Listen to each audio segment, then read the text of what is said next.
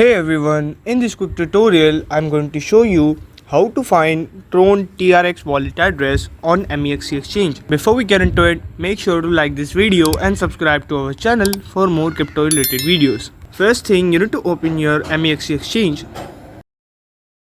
Once you have logged into your Mexc exchange, you need to click on wallets at the bottom right corner.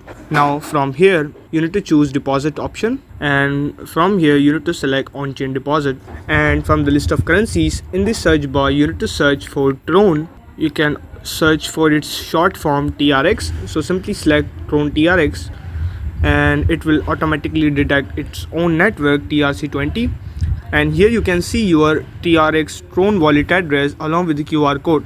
Tap copy to copy this address, or you can share this QR code directly. And that's it. Now you know how to find Tron TRX wallet address on Mexc. If you found this helpful, make sure to like the video and subscribe to the channel for more crypto related videos.